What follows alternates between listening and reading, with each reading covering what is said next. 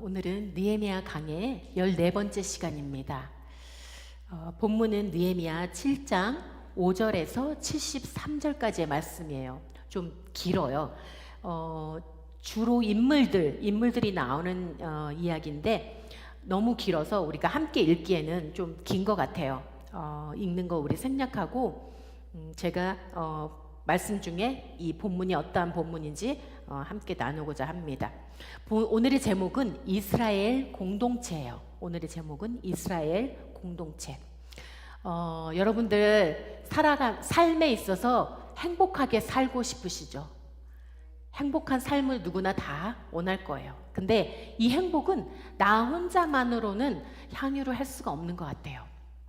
만약에 이 세상에, 이 넓은 땅에 정말 아무도 없고 나 혼자만 덩그러니 있다면 그 삶은 정말 외롭고 무섭고 쓸쓸하고 진짜 불안하고 심심하고 그럴 것 같아요.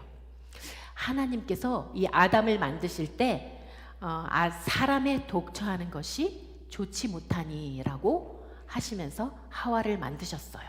돕는 배필을 지으셨어요. 그렇게 우리 인간은 누군가를 도우며 도움을 받으며 그리고 서로 행복도 기쁨도 아픔도 때로는 눈물도 서로 나누면서 위로받고 살아가는 그런 사회적 존재로 만드셨어요. 이것을 생활과 운명을 함께하는 조직체, 그것을 공동체라고 해요. 공동체라고 합니다. 이 공동체는 토지, 즉 땅을 중심으로 사람들이 모여서 평화롭고 행복한 삶을 영위하기 위해서 이루어진 무리들입니다. 공동체는 나라와 나라들이 그렇고 지역들이 그렇고 가정들이 이렇게 무리지어 살아요. 그것을 공동체라고 해요. 그런데 이 공동체 안에 이 공동체가 파괴되면 질서가 무너지고 범죄들이 난무하고 혼란스럽고 어지러운 그런 공동체들이 어지럽게 그렇게 변해요. 전쟁이나 이런 침략 등으로 공동체들이 무너지기도 합니다. 요즘 들려오는 아직도 전쟁 중에 있는 우크라이나나 소련, 그리고 지금 또 전쟁을 시작한 이스라엘과 이란, 우리 이런 전쟁의 소식들 들려오면 물론 이런 전쟁을 통해서 한편으로는 결속력이 다져질 수도 있겠지만 대부분의 사람들은 이 전쟁을 피해서 이 전쟁에 자기 안전을 위해서 다른 나라로 피난을 가곤 합니다. 그래서 이 공동체들이 깨어지고 무너지긴 해요. 이스라엘이 바벨론의 패배에서 포로로 끌려간 다음 그리고 이 공동체가 무너졌지만 다시 1차 포로교환, 2차 포로교환, 3차 포로교환을 통해서 이스라엘 공동체가 다시 모여지게 됐어요. 무너진 공동체를 다시 세우게 된 거예요. 이 현대사회는 전쟁이나 이런 침략이 아니더라도 이 공동체가 무너지는 게 지극히 개인주의, 그런 이기적인 극단적인 이기주의를 통해서 이런 공동체가 더 이렇게 막 썩고 병들고 힘을 잃고 갈 바를 알지 못하고 갈팡질팡하고 막 휩쓸리는 그런 걸 많이 보게 돼요. 오늘 이 기도의 사람 느헤미야는요, 성벽이 다 완성되었잖아요. 성벽이 다 완성되었지만 이 이스라엘 안에 이 공동체가 불완전했어요. 이스라엘 공동체가 건강하지 못했어요. 그래서 이 건강한 공동체를 세우길 바랬어요.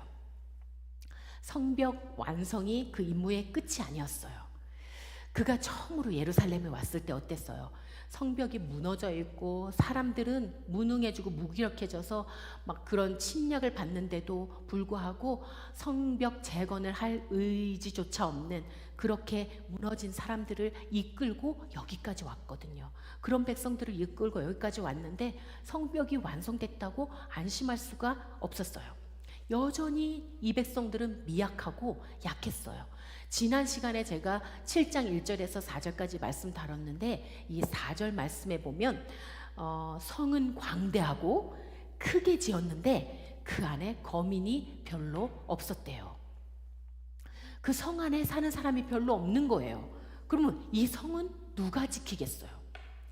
가옥들도 건축되지 못한 상태로 자신들과 성전, 성벽을 지켜낼 사람들이 없는 거예요. 힘이 부족한 거예요.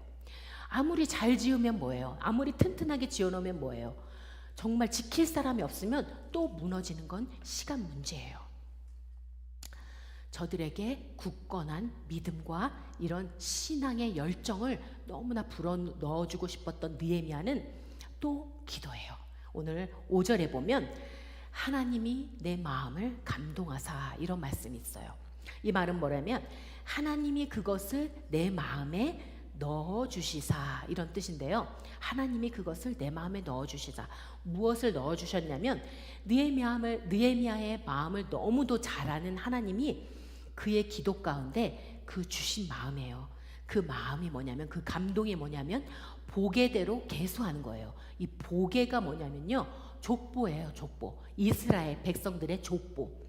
그 보게대로 5절에 보면 처음으로 돌아온 자의 보게를 얻었는데, 이 말은 뭐냐면 처음으로 돌아온 자는 1차 귀환한 사람들, 스룹바벨과 1차로 귀환했던 사람들의 보게, 족보를 얻었대요.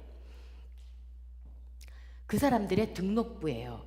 1차 포로 귀환은요, 주님 오시기 전 538년에 바사왕 고레스가 하나님이 이사야 선지자와 에레미야 선지자를 통해서 예언을 미리 하셨어요. 고레스를 통해서 이스라엘 백성들이 포로가 다시 귀환할 거라는 예언을 하셨어요. 그 예언에 따라 이 고레스가 칙령을 발표해요. 이스라엘 백성들은 고향 땅으로 돌아가라는 칙령을 발표해요. 그리고 나서 1년 뒤에 1차 귀환이 이루어졌어요.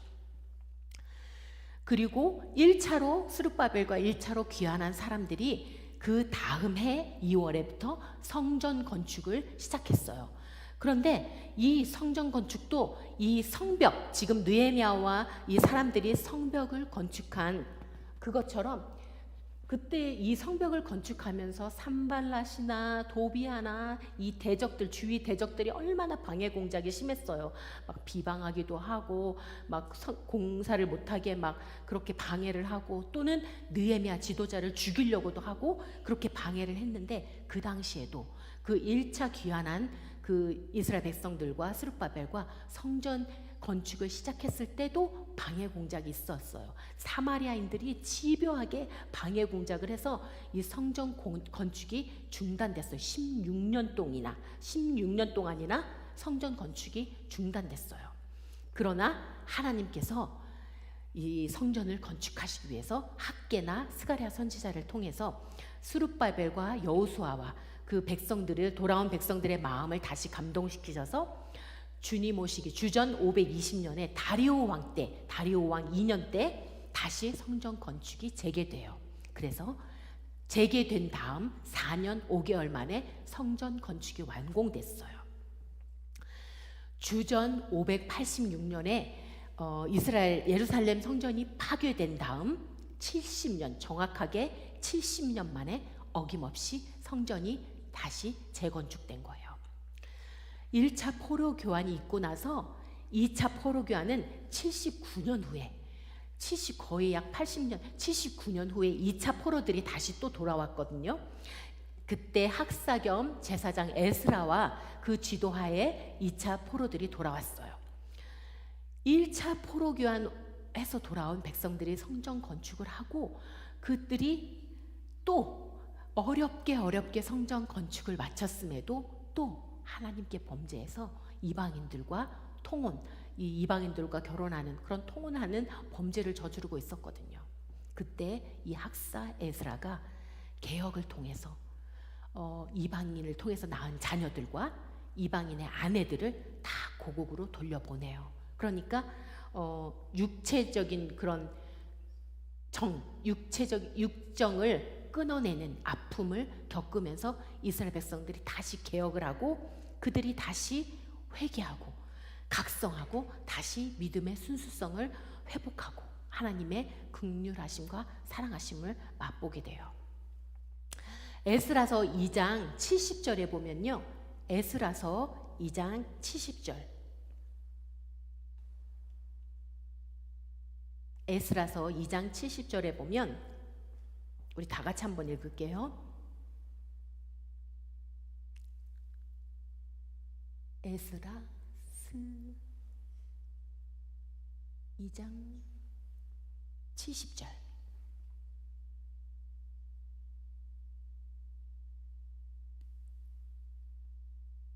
에스라서 2장 70절인가요? 예.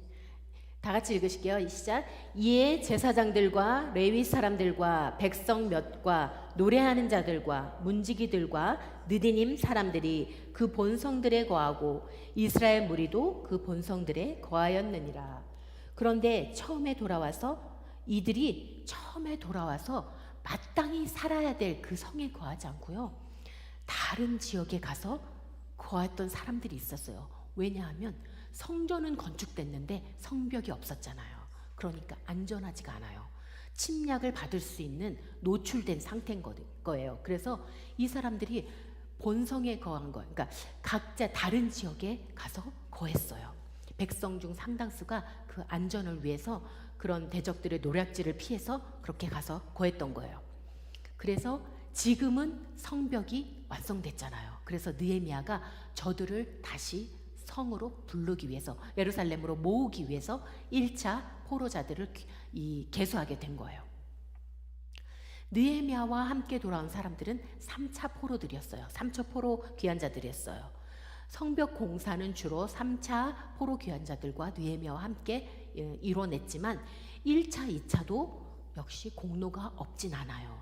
저들도 하나님이 주신 이 가나안 땅을 사모해서 하나님 중심의 삶을 살려고 그 페르시아에서 저들이 읽어놓은 집이 있잖아요. 그리고 저들이 하던 사업체도 있었고 그 모든 것들을 다 내려놓고 포기하고 하나님을 찾아서 이 땅으로 돌아온 거예요. 개척자들이고 믿음의 개척자들이었어요. 저들 또한 대적의 방해를 겪으면서 어려움들을 겪으면서 성전 재건을 이뤄낸 공로자들이에요. 이러한 과거가 있었기 때문에 지금 현재와 미래가 있는 거거든요. 오늘 이 7장 5절부터 73절까지 본문은 이 7절은 어떤 내용이냐면 귀환을 주도했던 지도자들의 명단이 나와 있어요. 7절에는. 그리고 8절부터 38절까지는 이스라엘 그 평민들 계보, 이스라엘 평민들 계보 그 족보인데, 이들이 족보를 잃어버리지 않고 간직을 해서 입증할 수 있는, 이스라엘 자신들이 이스라엘 혈통임을 입증할 수 있는 그런 가족별 인원수가 적혀 있어요. 그리고 당시 이 이스라엘 사회에서는 이 가문의 재산이나 권리 등이 이 족보로, 이 자신들의 이 족보로 증명이 됐기 때문에 이 계보가 매우 중요했어요. 8절부터 38절까지는 그 입증된, 혈통으로 입증된 자들의 가족별 인원수가 적혀 있고, 39절부터 45절까지는 지난 시간에 제가 잠깐 말씀드린 제사장, 노래하는 자들, 문지기들, 그 레위 지파에 속한 인원이 39절부터 45절까지 소개돼 있어요. 그리고 46절부터 60절까지는 느디님 사람들과 솔로몬 그 신하들의 명단이 기록돼 있고, 그리고 61절부터 65절까지는 같은 평민들인데 저들은 족보를 잃어버렸어요. 그래서 이스라엘 혈통이라는 걸 증명할 수가 없는 자들, 그걸 증명할 계보가 불확실해서 증명할 수가 없는 자들이 적혀 있어요. 그리고 66절에서 이 73절 마지막 절까지는 회중의 총 합계와 예물의 숫자가 기록되었어요. 이 73절에 보면 아까 에스라서 제가 읽어드린 찾아본 에스라서 말씀과 비슷한 말씀이 있어요. 이와 같이 제사장들과 레위 사람들과 문지기들과 노래하는 자들과 백성 몇 명과 느디님 사람들과 온 이스라엘이 다 그 본성에 거하였느니라. 아까 에스라에서 읽은 말씀하고 비슷하죠? 이 마지막 절 느헤미야에도 똑같이 이런 말씀이 있어요. 근데 이 본성이라는 말은 아레히햄이라는 말로 문자적으로는 그들의 성읍이에요. 그들의 성읍은 뭐냐면 포로로 끌려가기 전에 그들의 조상들이 살아왔던 성읍, 글로 다 돌아간 거예요. 침입을 두려워해서 이주해 간 거예요. 오늘 이 계보가 쭉 지금 제가 말씀드렸던 지도자들, 뭐 평민들, 혈통이 입증된 평민들, 입증되지 못한 평민들, 느디님 사람들, 이 계보가 에스라서 2장에 보면 동일하게 거의 비슷하게 동일하게 그 이름들이 적혀 있어요. 물론 이 당시에 이스라엘 백성들이 포로들이 모두 다 귀환한 게 아니에요. 그 페르시아 땅에 남아있는 백성들도 있었어요. 그냥 편안한 삶, 그냥 안정적인 삶을 원한 사람들은 굳이 이 땅에 오지 않고 그곳에 남아서 평안한 삶을 누렸어요. 그런데 하나님의 관심은, 하나님의 마음은 이 어려운 길, 고통의 길, 척박한 땅이지만 하나님 당신을 선택해준 그 1차, 2차, 3차 포로 귀환자들에게 있었어요. 하나님의 마음은. 그래서 소중하기 때문에 이들의 이름이 잊혀지지 않도록 에스라서에도 쫙 일일이 다 나열했고 또 느헤미야에서도 한 번 더 나열해요. 이들이 너무 소중하기 때문에 이들을 하나님이 기억하고 계신다는 의미예요. 지금 예배의 자리에 나온 저와 여러분도 마찬가지. 우리가 하나님 말씀을 사모해서 예배를 사모해서 하나님을 예배하고자 나온 저와 여러분들도 하나님이 다 기억하고 계신다는 거예요. 이 공동체는요, 소속감을 통해서 하나됨을 이뤄요. 역대상 9장 1절에서 2절 말씀 우리 한번 찾아볼게요. 역대상 9장 1절에서 2절 말씀.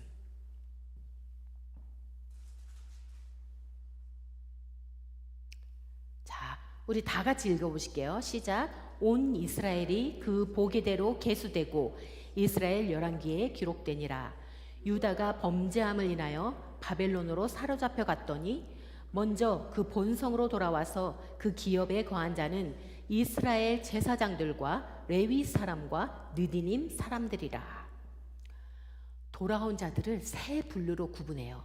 제사장들, 레위 사람들, 지난주에 말씀드린 뭐 제사장, 찬양하는 자, 그리고 문지기들, 이 레위 사람들, 그리고 마지막 한 사람이 느디님 사람들이에요. 본문 46절, 제가 46절에서 60절까지 느디님 사람들과 솔로몬의 신하들을 기록하고 있다고 그랬잖아요. 느디님 사람들을 또 자세히 언급해요. 제가 느헤미야 3장 강해를 할 때 서쪽 성벽은 누가 공사하고 북쪽 성벽은 누구 공사하고 할 때 어느 사람들이 공사하고 할 때 느디님 사람들에서 한번 다뤘었어요. 여러분 기억하시나요? 이 느디님 사람들은 받쳐진 사람이란 뜻으로 전쟁 포로들이었어요.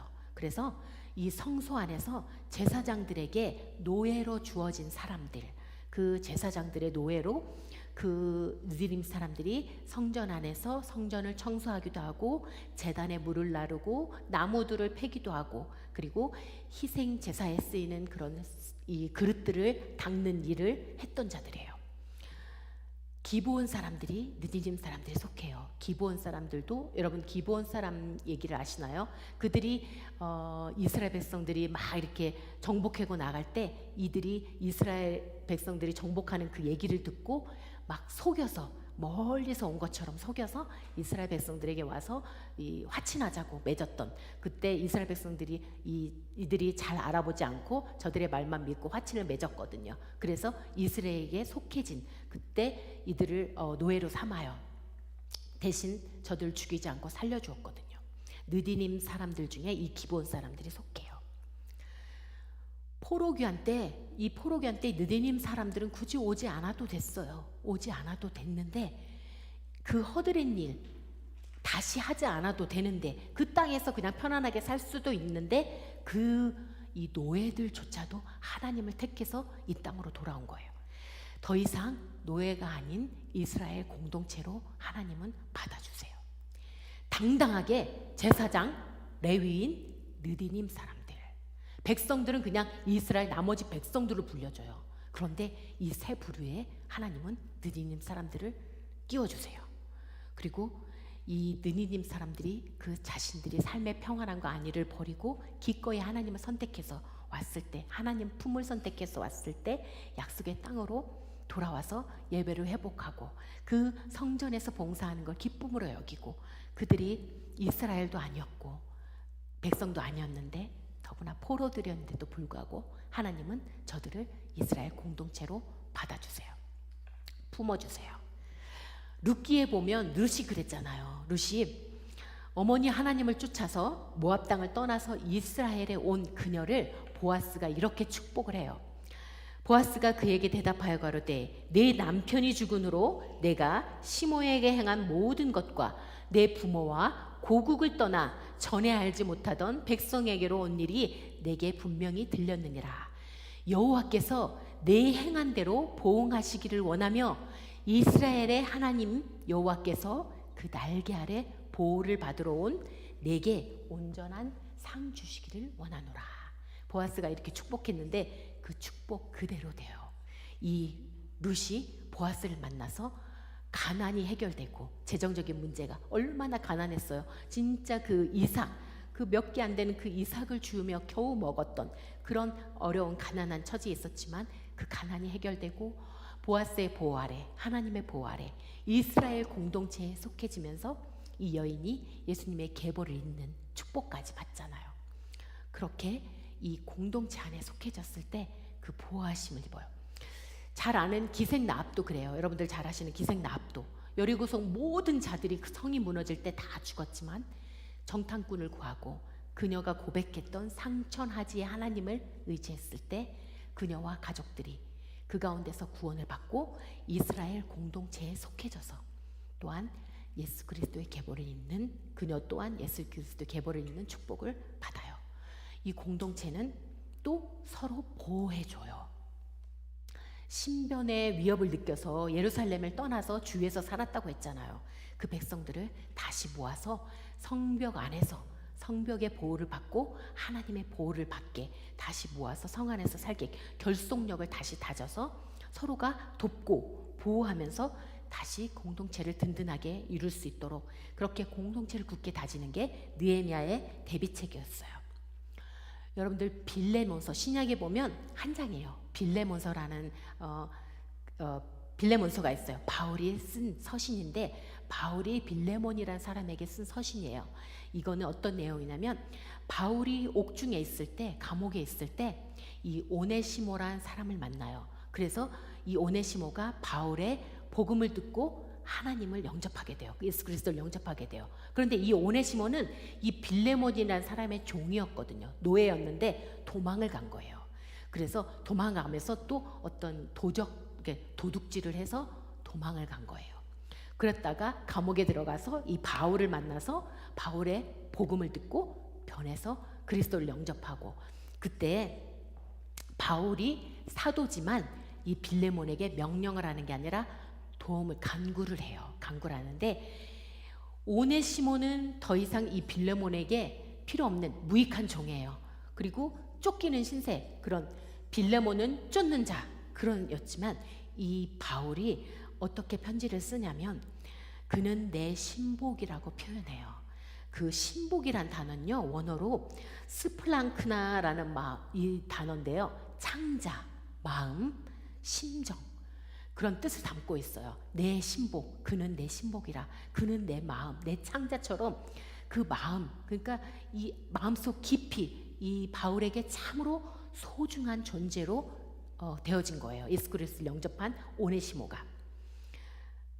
그렇게 이 오네시모는 바울의 충성된 수정자가 되었어요. 근데 이 오네시모는 원래는 빌레몬의 종이었기 때문에 바울이 빌레몬의 허락을 받길 원했어요. 그래서 편지를 쓴 거예요. 빌레몬서라는 편지를. 그리고 이 빌레몬에게 종이 아닌 더 이상 쫓는 노예 종이 아닌 이제는 형제로 그리스도 안에서 하나 된 형제로 받아달라고 여겨달라고 그렇게 그가 끼친 손해까지도 바울 당신이 직접 갚겠다고 그렇게 서신을 보낸 거예요. 바울은 빌레몬이 그 말을 순종할 것을 확신했어요. 이 느디님 사람들이 오네시모였고요. 느디님 사람들이 바울이 품어준 바울이 보호해준 오네시모 그것처럼 느디님 사람들이 하나님이 품어준 오네시모였고 저와 여러분이 이방인인 우리가 하나님이 품어준 오네시모입니다. 예수 그리스도를 영접한 이방인들은 한 형제요 한 자매라고, 한 이스라엘 공동체라고. 갈라디아서 3장 29절에 보면 너희가 그리스도께 속한 자면 곧 아브라함의 자손이요 약속대로 유업을 이을 자니라. 하나님께서도 이 느디님 사람들을 종이 아닌 이스라엘 공동체로 여겨주시는 그 은혜, 우리를 동일하게 하나님의 자녀로 여겨주신 동일한 은혜를 발견할 수 있어요. 세 번째, 이 공동체, 이스라엘 공동체의 중심은 하나님이에요. 70절에서 72절까지 보면 저들이 드린 예물들이 나와요. 제가 읽어드릴게요. 어떤 족장들은 역사를 위하여 보조하였고 방백은 금 1,000다리과 대접 50과 제사장의 의복 530벌을 보물 곳간에 드렸고, 또 어떤 족장들은 금 2만 다리과 금 2,200만 회를 역사 곳간에 드렸고, 그 나머지 백성은 금 2만 다리과 은 2천만 회와 제사장의 의복 67벌을 드렸느니라. 저들이 드린 예물은요, 그냥 성전에 바친 것도 제사장에게 준 것도 아니고 하나님께 드린 거잖아요. 하나님께 드린 예물이에요. 이스라엘 공동체의 중심은 하나님이에요. 느헤미야가 백성들을 성 안으로 모으기 위함도 하나님 중심의 삶을 살게 하고자 함이었어요. 지난 시간에 다뤘던 이 느헤미야의 예배관에 대해서 다뤘잖아요. 예배관도 하나님 중심의 삶을 사는 모습이에요. 이스라엘이 가나안 땅을 나와서 이스라엘이 애굽을 나와서 가나안 땅을 향해 가는 그 행렬은요, 땅을 차지하고자 가는 행렬만은 아니었어요. 이 하나님과의 언약을 통해서 신앙 공동체를 세우는 여정이었어요. 하나님과의 언약을 믿고 이 백성들을 애굽에서 끄집어내서 가나안으로 가는 그 모든 여정 동안이 훈련, 공동체 훈련을 하는 그런 여정이었어요. 성막을 중심으로 동서남북으로 세 지파씩 나눠서 진군해 나갔어요. 그렇게 하나님이 중심에 늘 동행해 주셨어요.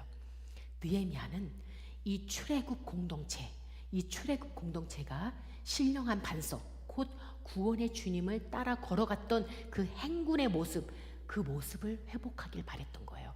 이 미약하기 그지없는 지금의 이스라엘 공동체의 모습이 아니라 그들의 출애굽하면서 행군해 나갔던, 하나님 중심으로 행군해 나갔던 저들과 같은 그런 여정, 훈련의 여정에 들어갔던 저들의 모습을 다시 회복하길 바랬어요. 그들이 말씀의 양식을 먹고 성령의 생수를 마시면서 이스라엘 공동체의 예배를 통한 하나님과의 관계 회복을 통한 이런 삶의 회복이 진정한 느헤미야의 바람이었어요.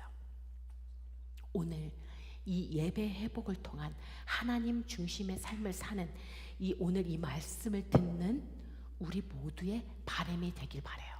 이 느헤미야가 이 공동체를 다시 결속시키면서 정말 그 하나됨을 이루고자 했던 것, 그리고 서로 보호를 통해서 공동체를 지켜내려고 한 것처럼 하나님 중심의 삶을 살고자 한 것처럼 오늘 우리 세계 선교 안에, 선교교회 안에 이 공동체 의식이 다시 회복되어서 우리도 주님과 하나됨을 회복하고 성도들과 하나됨을 이뤄나가는 그런 축복이 있길 원해요. 지금 우리들만 이렇게 예배에 나오는 것이 아니라 이 수요 예배도 주일날 예배에 나오는 자들, 그러나 이 수요 예배에 나오지 못하는 우리 성도들도 정말 한 명 한 명 다 이렇게 우리 공동체 안에 더 깊이 결속되어져서 하나됨을 이뤄서 머리 대신 예수님과 우리 몸인 우리 세계선교교회 안의 성도들 모두가 이 하나됨을 완전히 이루어서 그렇게 막 떨어진 각자 떨어진 신앙생활이 아니라 이 완전한 하나됨을 이룰 수 있는 그런 우리 세계선교교회가 느헤미야의 바람처럼 오늘 우리의 바람이 됐으면 좋겠습니다. 오늘 이거 놓고 우리가 기도했으면 좋겠어요. 하나님, 느헤미야가 간절히 원했던 연약했던 저들 이스라엘의 모습들, 지금 우리 성도들도 연약한 자들이 있잖아요. 정말 연약한 자들, 하나님 온전히 붙들지 못하고 있는 자들이 있어요. 예배에는 나오지만 예배에는 임하지만 진정한 생수가 생명이 되지 못하고 그게 정말 능력이 되지 못하는 우리 성도들이 있어요. 그런 성도들이 정말 다 하나됨을 이뤄서 결속력을 더 다져서 이 공동체가 완전해지는, 우리 세계선교교회 공동체가 더 튼튼해지는 그런 세계선교교회 될 수 있게 해달라고 오늘 느헤미야가 이 공동체를 이루면서 이뤘던 그 세 가지 공동체 의식이 우리 안에 채워질 수 있는 교회 되게 해달라고 오늘 우리 다 같이 기도했으면 좋겠습니다. 기도하시겠습니다. 하나님 감사합니다. 느헤미야는 성벽 건축만 마치고 돌아가는 것이 아니라 이 백성들의 연약함을 보았고 이 백성들의 공동체가 아직 너무나 무너져 있는 아버지 연약한 상태임을 깨닫고 다시 한번 하나님 앞에 무릎 꿇고 간구하며 기도합니다. 이 공동체 안에 정말 완전한 하나됨을 이뤄서 성벽 안에서 흩어져 살던 이 이스라엘 백성들이 한 명 한 명 다 다시 한번 결속되어지고 성전 안으로 모여서 완전한 하나됨을 이루고 정말 서로를 보호하면서 하나님의 완전하신 보호하심 아래 살 수 있는 저들이 하나님 중심된 삶을 살 수 있도록 느헤미야가 간절히 원하고 기도하며 그 아버지 결속을 다졌던 것처럼 이스라엘 공동체를 다시 한 번 더 든든하게 세우고자 했던 것처럼 아버지 하나님, 우리 교회도 소원합니다. 우리 교회 성도들도 다시 한 번 더 소원합니다. 이 공동체 완전하게 결속되어지는 그런 공동체가 우리 교회 되게 하시고 아버지 이스라엘 공동체처럼 아버지 하나님, 우리 한 명 한 명이 정말 주님께서 소중히 여기시는, 귀히 여기시는, 정말 주님께서 한 명 한 명의 이름을 기억하시는 그런 우리 성도들 아버지 다 될 수 있도록 축복하여 주시옵소서. 이 시간 나오지 못한 우리 성도들을 더 주님 붙들어 주시옵시고 저들 마음 가운데 다시 한 번 더 주님을 열망하는 말씀의 생수를 갈망하는 아버지 저들 될 수 있도록 축복하여 주시옵소서. 그래서 사모에서 이 수예배가 더 많은 영혼들로 채워질 수 있도록 주님 축복하시고 아버지 저들의 삶이 그냥 각자의 삶을 살아가는 것이 아니라 저들이 진정한 하나님의 보호하심 아래 롯이 하나님의 날개 그늘 아래 찾아온 것처럼 저들이 완전하신 하나님의 보호하심 아래 믿음을 가지고 살아갈 수 있도록 우리 성도들 한 영혼 한 영혼, 멀리 있는 성도들이나 나약한 성도들이나 떨어진 성도들이나 아버지 하나님 잃어버린 성도들조차도 주님 다시 한 번 더 주님 저들을 이끌어주시고 이끌어주시옵소서. 우리 안에 한 공동체로 다시 한 번 더 강력하게 세워질 수 있도록 주님 축복하여 주시옵소서. 이 말씀이 고스란히 우리 교회 안에 임하길 원합니다. 우리 성도들의 심령 안에 채워지길 원합니다. 그러한 마음으로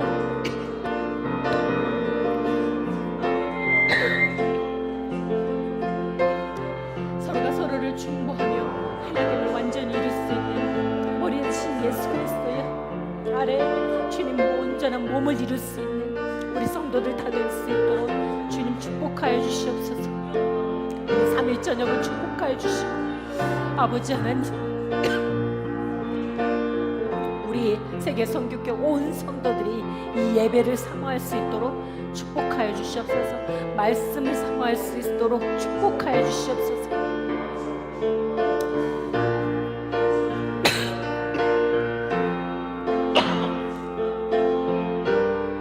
아버지 하나님, 이 시간 주님 저희들 감사드립니다. 말씀이 있어서 주님 이 말씀에 비춰지기 때문에 저희들 부족할 때도 또한 범죄할 때도 주님 또 씻을 수 있는 귀한 주님 말씀 허락하여 주신 것 감사드립니다. 다시 한 번 더 말씀 붙들고 주님 저희들 다 강력하게 더 깨끗하고 정결하게 세워질 수 있는 우리 성도들 다 되게 하여 주시옵소서.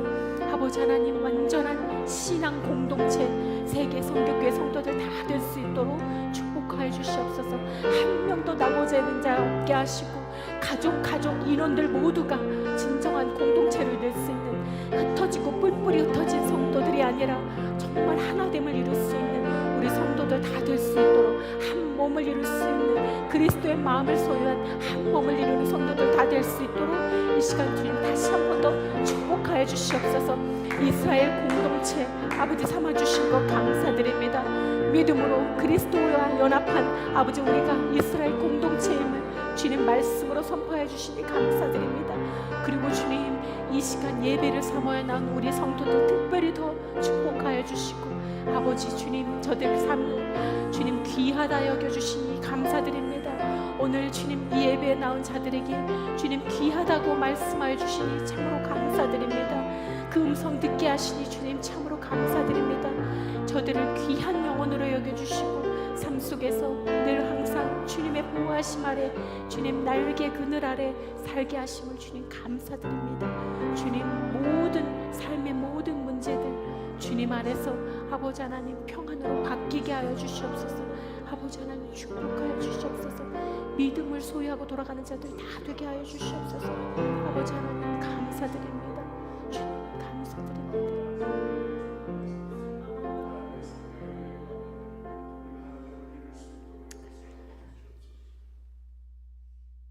하나님 참으로 감사드립니다. 아버지 하나님 정말 비록 많은 수는 아니지만 우리 한 영혼 한 영혼 두세 사람이 모인 곳에 주님 함께 하신다고 하셨습니다. 이 영혼들이 아버지 하나님 주님 얼마나 귀한지 오늘 말씀하여 주신 것 감사드립니다. 아버지 이 귀한 영혼들 어디로 가든지 가정에서든 직장에서든 늘 하나님의 귀한 자녀들로 아버지 하나님 세상 속에서도 인정받게 하시고 아버지 삶 속에서 늘 주님이 귀히 여기시는 백성들로 살아가게 하여 주시고 또한 이곳에 나오지 못한 우리 성도들도 한 영혼 한 영혼 주님 말씀을 사모하는 심령들로 채워주시옵소서.